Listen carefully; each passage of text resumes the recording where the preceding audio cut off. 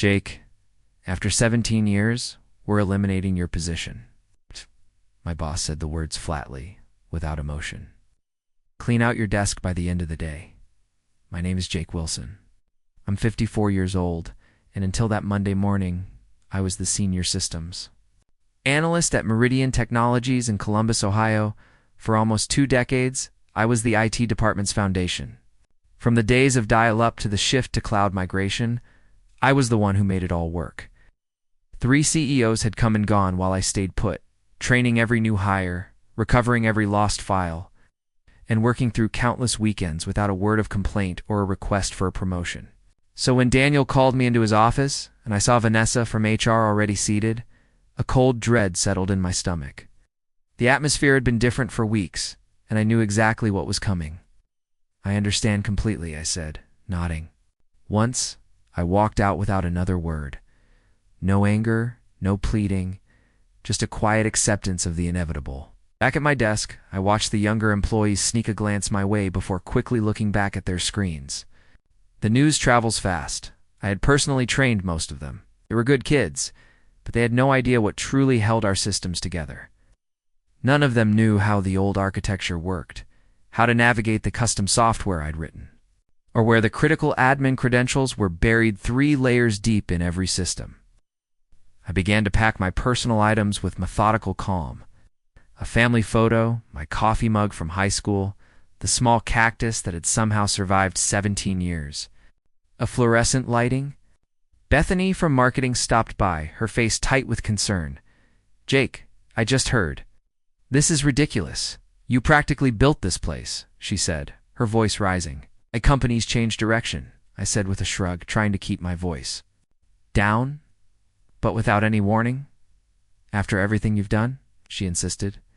"It's fine," I said quietly. It wasn't fine, but I wasn't about to make a scene. As I was leaving, Daniel stepped out of his office to watch me go. No goodbye, no handshakes, making sure I actually left. What they hadn't bothered to pay attention to over the years was that I had become the most critical person in the entire building. Not because I was a genius, but because I was thorough. I documented everything. Years ago, during a past scandal, I had set up secure audit protocols at the legal team's request to track unauthorized access, and I had copies of everything in my car. I sat there for a moment, looking back at the 12-story building that had been my life for so long.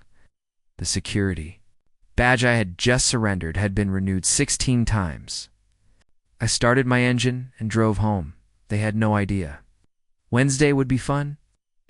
I had been with Meridian since it was just 2 floors in a business park.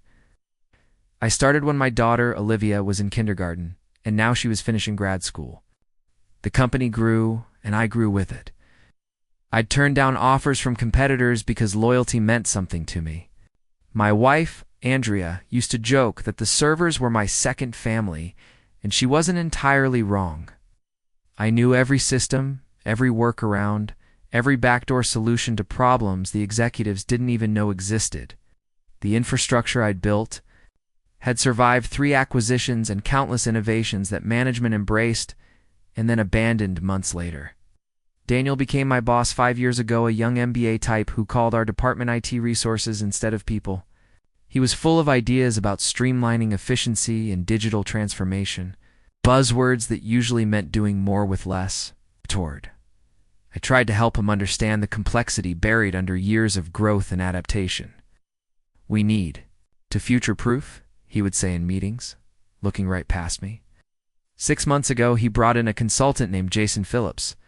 He wore an expensive suit, had a firm handshake, and his Stanford degree was prominently displayed on his LinkedIn. They would huddle in conference rooms, speaking quietly whenever I walked by. 3 months ago, I noticed my access permissions were being quietly modified.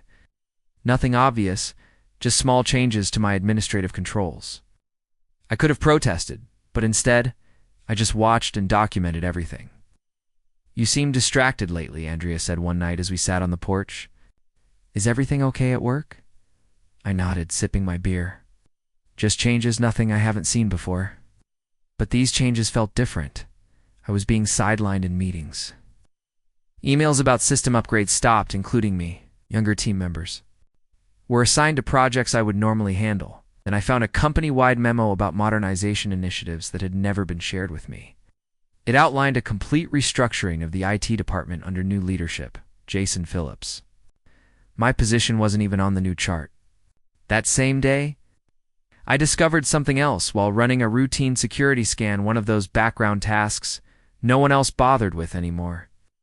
I noticed unusual patterns in our financial software, regular transfers to a vendor I didn't recognize, Apex Solutions Group. A quick search showed it was registered just last year with an address that led to a UPS store. The payments had started small, but were growing each month. I didn't say anything. I just noted it, copied the records, and kept watching. Sometimes, the quiet man in the corner sees everything precisely because everyone thinks he sees nothing. The morning after I was let go, I sat in my home office staring at my personal laptop. No alarm clock, no commute, just silence. Andrea brought me coffee, placing it beside me without a word. After 19 years of marriage, she knew when I needed space. "I'm going to the store," she said eventually. "Need anything?" I shook my head. After she left, I unlocked the bottom drawer of my desk and pulled out a flash drive. It was one of several I kept secure. Company policies strictly prohibited removing data, but years ago, when the legal team needed an audit system for tracking potential insider threats, I'd been clear about needing off-site backups. They had signed off on it and then promptly forgotten. I plugged it in and began reviewing the files. Internal emails, meeting minutes I shouldn't have had access to, financial records that normal employees would never see. There it was, a full history of payments to Apex Solutions Group, nearly $1.8 million over 18 months. The approval chain led directly to our CFO, Brian Wilcox. I dug deeper, cross-referencing dates and figures until a clear pattern emerged. The payments aligned perfectly with a series of software license renewals for systems we used company-wide. But the amounts were inflated, sometimes by 15%, sometimes by 20%. Small enough not to raise immediate flags, but large enough to add up. I pulled up the business registration for Apex Solutions Group. The listed owner was Thomas Wilcox. A quick social media search confirmed my suspicion. Brian's brother-in-law. They were siphoning company funds through a fake markup on legitimate expenses. I leaned back in my chair, feeling something shift inside me.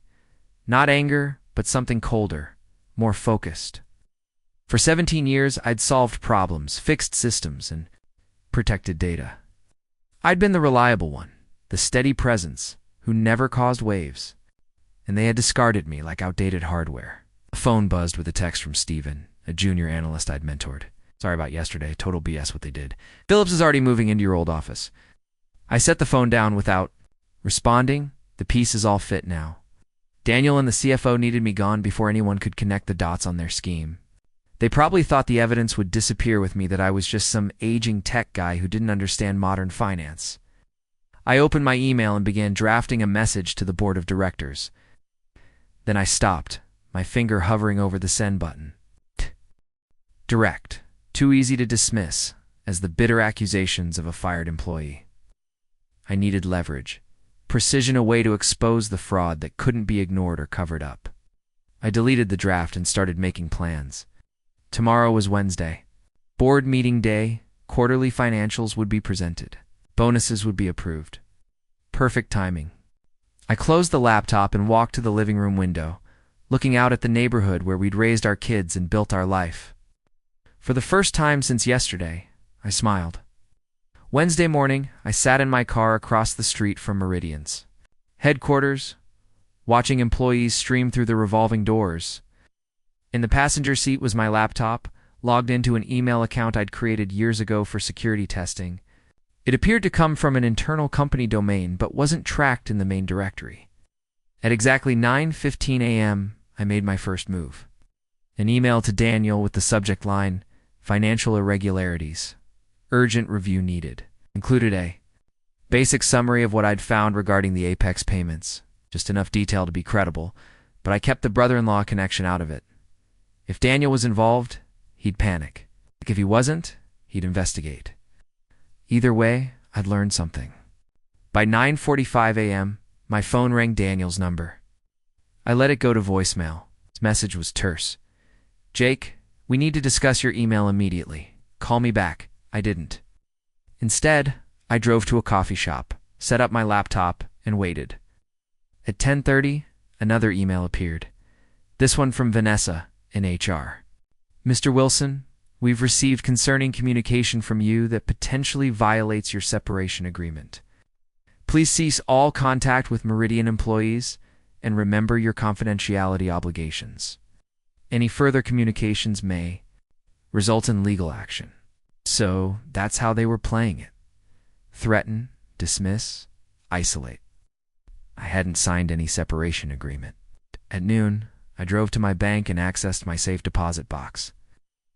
Inside was another backup, older but with critical information I hadn't included on my regular drives. Among the files were the original security protocols I had designed, including documentation of who had access to which systems and when changes were made. According to these records, Brian Wilcox had personally requested expanded access to the financial approval systems 18 months ago, right when the Apex payments began. Back home, I found 3 more missed calls: Daniel, Vanessa, and now Jason Phillips. I hadn't expected him to get involved so quickly. Interesting. I checked my personal email to find a message from Steven marked urgent. Jake, they're saying you sent some crazy email about financial fraud. Phillips called an emergency meeting. Everyone's talking. They're pulling your access to everything, even historical stuff. We need to do our jobs. What's going on? Poor kid. Caught in the crossfire. Sent a brief reply. Don't get involved, Steven. Just watch. At 3 p.m., my home phone rang a number I hadn't used for business in years. I picked up, but said nothing. We should talk about your concerns. I think there's been a misunderstanding. Is that what you call it? I asked. Look, transition periods are always difficult. If you have questions about company finances, there are proper channels like the board. I interrupted him. The board doesn't need to be bothered with operational details. Silence. Why don't we meet tomorrow, just you and me? We can clear this up. Sorry, I'm busy tomorrow, I said. Besides, I think the board might actually be very interested in Apex Solutions Group and your brother-in-law. The sharp intake of breath told me everything. You're making a serious mistake, he said finally. We can make this right. A generous severance, references, whatever you need. Goodbye, Brian, I said, and hung up. Within 10 minutes, Vanessa emailed again. Suddenly, my severance package had doubled. With an attached agreement requiring my complete confidentiality regarding all company matters. They were scrambling now, but they still thought they were dealing with a simple extortion attempt. They had no idea what was coming. Thursday morning brought clarity and confirmation. I'd spent the night combing through years of data, connecting dots I'd previously overlooked. The Apex scheme wasn't Brian's first creative accounting project. 3 years ago, shortly after he became CFO, another pattern emerged: consulting fees to a firm called Lakeside Business Solutions. Different name, same game-inflated invoices for services partially or never rendered. I traced the registration for Lakeside. This one led to Patricia Wilcox, Brian's wife. The woman was apparently CEO of a company with no website, no employees, and a virtual office address. But the bigger revelation came when I dug into email archives. Daniel hadn't just been aware of these arrangements, he'd helped facilitate them. In exchange, his department received budget increases while others faced cuts. He'd been brought in specifically because the previous director had started asking questions about IT expenditures. Even Jason Phillips was connected. His consulting firm had been hired through an unusual process that bypassed normal procurement channels. His real role wasn't modernizing it, was eliminating the one person who might notice the financial patterns: me. The scheme was elegant in its simplicity. Create legitimate-seeming vendors, approve inflated payments, and split the difference. Since actual services were being provided just at marked-up rates, auditors scanning for completely fraudulent charges would miss it. Over 3 years, they diverted nearly $4.3 million. They gathered everything into a comprehensive report, spreadsheets, showing the pattern of increases. Business registrations linking the companies to Brian's family, email exchanges showing Daniel's knowledge and participation. Then I did something they wouldn't expect. I contacted Robert Chen, a board member I'd worked with years ago during a security implementation. He was semi-retired now, but still attended quarterly meetings. "Jake Wilson," he said, answering on the second ring. "Long time. Heard you left." "Meridian, not by choice," I replied. "Robert, I need 15 minutes of your time. It's important." Silence. "Is this about why Brian and Daniel have been huddled together looking stressed?" "Board meeting was tense yesterday," he chuckled. "Probably. Always figured you knew where the bodies were buried. Where can we meet?" An hour later, we sat in a park 3 miles from headquarters. I handed him a sealed envelope containing a printed summary and a flash drive. "That's everything," I said. "Dates, amounts, connections. I'm not looking for my job back. I'm not looking for money. I just want the right people to know." Robert studied me. "Ka, why come to me?" "Because you actually read audit reports. I've watched you in meetings. You ask questions." He nodded slowly. "There's an emergency board session tomorrow. Finance committee. Review, convenient timing, Jake." He pocketed the envelope. "If this checks out, there will be serious consequences." As I walked back to my car, my phone buzzed with a text from Andrea. "Someone named Jason Phillips came by the house looking for you. Said it was urgent." I told them you were out. They were getting desperate. Good. That afternoon, I received job offers from 2 competing firms, both for positions well above my previous role and both with substantial signing bonuses. Word had gotten around about my sudden availability. I ignored them for now. This wasn't about finding another job. It was about finishing what they had started. That night, using credentials that should have been revoked but weren't sloppy, a transition. Jason and I accessed the company's email server one last time and scheduled. Message to be delivered to every board member at 8 a.m. tomorrow.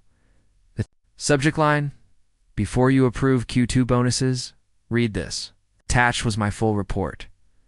Friday morning dawned clear and bright. I sat on my porch with a cup of coffee, watching the neighborhood wake up. No alarm clock, no commute, just waiting. At precisely 8 a.m., my scheduled email delivered its payload to the board members. By 8:17, my phone began to ring numbers I didn't recognize. Likely board members' assistants scrambling to reach me. I let them all go to voicemail. At 9 a.m., the emergency finance committee meeting would begin. Robert Chen would be there with my documentation in hand, watching reactions as my email was discovered and discussed. At 9:32, Stephen texted, "Police are here." Wilcox and Daniel being questioned in conference rooms. Phillips looking sick. "What did you do?" I didn't respond. The wheels were turning exactly as I'd anticipated. By 10 a.m., Meridian's general counsel called. Unlike the others, I answered this one. "Mr. Wilson, this is Patricia Graves from legal.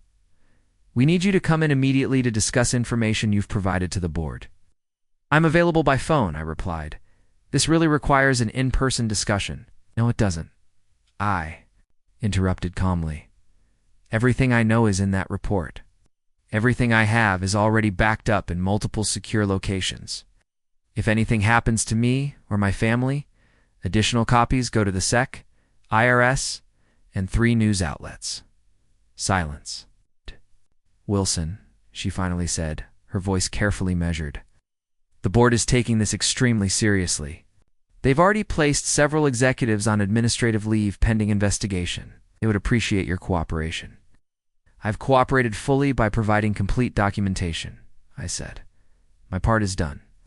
After she hung up, I drove to a diner 20 miles outside Columbus. No sense being easily found today. Over lunch, news began breaking on local business sites. Meridian Technologies executives under investigation for financial irregularities. No names yet, but that would come. At 2 p.m., Robert Chen called.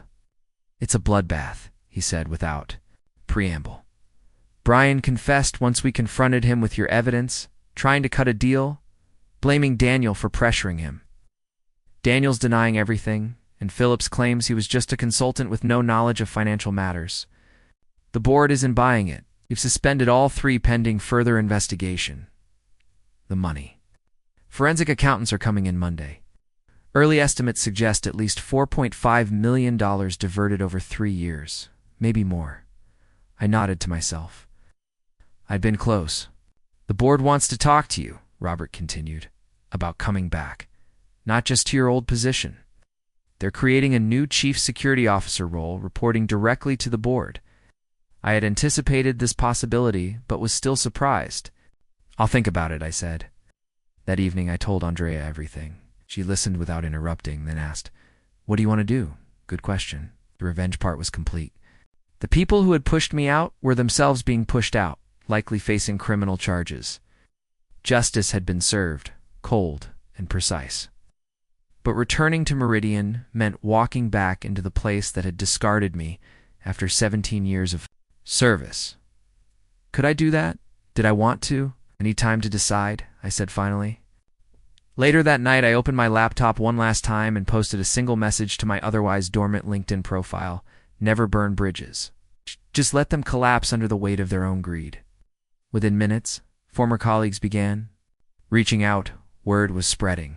The quiet systems guy had brought down 3 executives without raising his voice.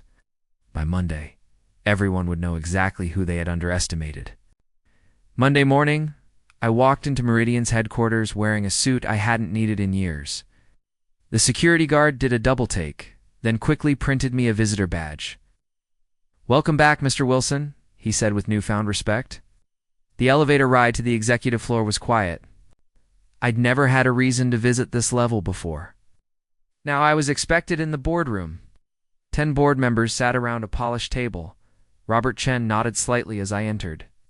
The interim CEO, previously the coup, looked uncomfortable. "Mr. Wilson," she began, "thank you for coming. The situation you've brought to light is unprecedented." I remained silent. "The full extent of the fraud appears worse than initially reported," she continued. "The forensic team has identified nearly $5.2 million in diverted funds. Criminal charges are being prepared." Still, I waited.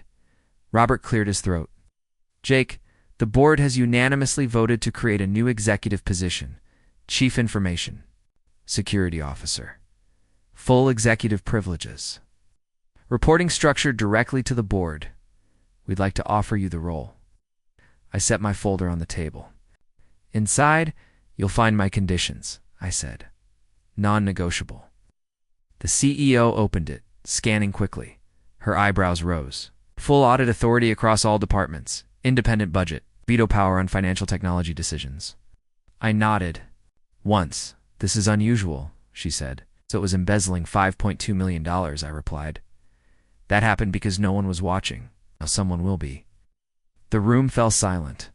"You have until noon," I said, standing. "I have other offers." As I turned to leave, Robert asked, "Did you plan this all along, Jake?" I paused at the door. I didn't plan to be fired after 17 years. Everything after that was just me doing what I've always done, identifying system vulnerabilities and implementing appropriate security measures. At 11:47, they called. They had accepted every condition. 6 months later, I sat in my new corner office, reviewing security protocols. For the upcoming quarter, the view overlooked the Columbus skyline, a daily reminder of how much had changed. Brian Wilcox had pleaded guilty to multiple fraud charges in exchange for cooperation. He'd receive a reduced sentence, still a significant one. Daniel was fighting the charges, insisting he was unaware of the scheme despite the evidence. Jason Phillips had fled to Brazil, but was being extradited. The money had been recovered, most of it anyway, enough that the company avoided serious financial damage. My former team now reported to me, though I had promoted Steven to run day-to-day operations. The kid had potential. He just needed someone to see it. A knock at my door drew my attention. Andrea stood there, smiling. "Ready for lunch?" she asked. I nodded, grabbing my jacket. As we walked through the IT department, conversations quieted briefly, not from fear, but from respect. These people knew what had happened. They knew I could have destroyed the company instead of saving it. In the elevator, Andrea squeezed my hand. "Happy?" I considered the question. The anger that had driven me those first few days after being fired had faded. What remained wasn't exactly happiness, more like satisfaction, completion. I'm good, I said. Outside, the October sun warmed our faces as we walked to a nearby restaurant.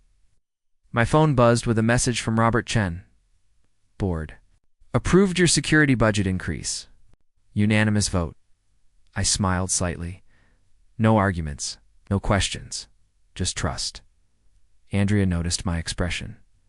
What is it? Nothing, I said, sliding the phone back into my pocket. Just thinking about bridges. Some collapse under the weight of their own greed. Others, once repaired, become stronger than they ever were before. I'd built this one right this time.